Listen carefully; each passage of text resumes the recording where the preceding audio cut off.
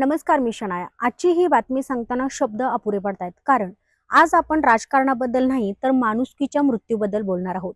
सत्तेची हाव माणसाला आंधळ करते असं आपण नेहमी ऐकतो आणि बोलतो देखील. पण आज समोर आलेली घटना ऐकून तुमचा देखील थर कापणार आहे. सरपंच होण्यासाठी एका बापाने स्वतःच्या मुलीचा बळी दिलाय. हो प्रेक्षक हो, ही अफवा नाही, ही कथा देखील नाही, हे कटू वास्तव आहे. स्थानिक स्वराज्य संस्थांच्या निवडणुकांपैकी जिल्हा परिषदेच्या निवडणुकांच्या वेळापत्रकांमध्ये बदल करण्यात आलाय. या निवडणुकांच्या पार्श्वभूमीवरच एक अत्यंत विचित्र घटना नांदेडमध्ये घडली आहे. निवडणुकीमध्ये तिसरं अपत्य अडसर ठरू शकते असा विचार करून पित्यानेच 7 वर्षाच्या मुलीला संपवल्याचं धक्कादायक कारण समोर आलंय. विशेष म्हणजे सुरुवातीला आरोपीने हा सारा प्रकार आर्थिक चणचण असल्याचं त्याच चिंतेतनं आपल्या हातून घडल्याचा दावा केला होता. मात्र आता या हत्येमागे निवडणूक हेच कारण असल्याचं समोर आलंय. हादरवणारी बाब म्हणजे काय माहिती का? या कटामध्ये आरोपी पित्याबरोबर मयत मुलीची आई आणि गावच्या सरपंचाचा देखील समावेश आहे.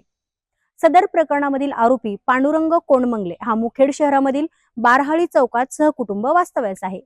29 जानेवारीला पांडुरंगने मुलगी प्राचीला दुपारी 12 वाजण्याच्या सुमारास दुचाकीवरून तो घेऊन गेला. नांदेडला जातोय असं सांगून तो मुलीला तेलंगणामधील कडपल्लीला तो घेऊन गेला. तिथेच त्याने मुलीला संपवलं आणि तो घरी परतला.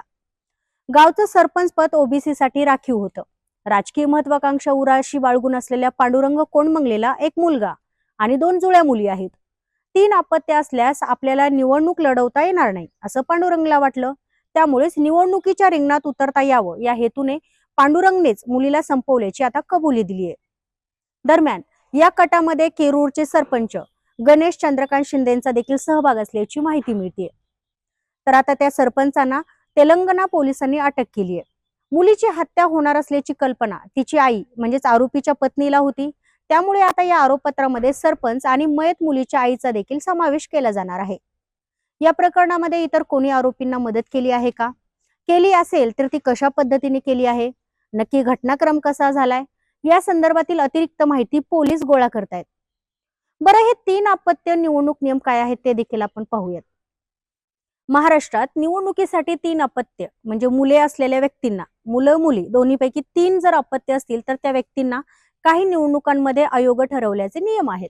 हे मुख्यतः स्थानिक स्वराज्य संस्थांच्या निवडणुकांसाठी, जसं की ग्रामपंचायत असेल, पंचायत समिती असेल, जिल्हा परिषद असेल, नगरपालिका असेल इत्यादींना लागू आहेत. हे नियम लहान कुटुंब प्रोत्साहनासाठी 2001 पासून अस्तित्वात आहेत.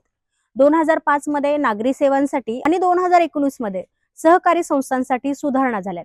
महाराष्ट्र जिल्हा परिषद आणि पंचायत समिती कायद्यानुसार 2 पेक्षा जास्त मुली असलेल्या व्यक्तीला ग्रामपंचायत ते नगर निगम निवडणुकीत उमेदवार म्हणून राहता येत नाही किंवा सदस्य म्हणून देखील उभं राहता येत नाही. बरं, हे झाले स्थानिक स्वराज्य संस्थांमधील नियम. पण ज्या बापाने माझी मुलगी माझा अभिमान आहे असं समाजासमोर सांगितलं, ज्या बापाने त्या मुलीचं बोट धरून चालवलं, तोच बाप एका राजकीय खुर्चीसाठी आपल्या पोटच्या गोळ्याचा जीव कसा घेऊ शकतो? याला काय म्हणायचं? महत्वाकांक्षा की राजकीय विकृती? हे तुम्हीच ठरवा. तुम्हाला काय वाटतं? या बापाला कोणती शिक्षा झाली पाहिजे? कमेंट करून मला नक्की सांगा. आणि हा व्हिडिओ आवडल्यास लाईक करा, शेअर करा आणि जास्तीत जास्त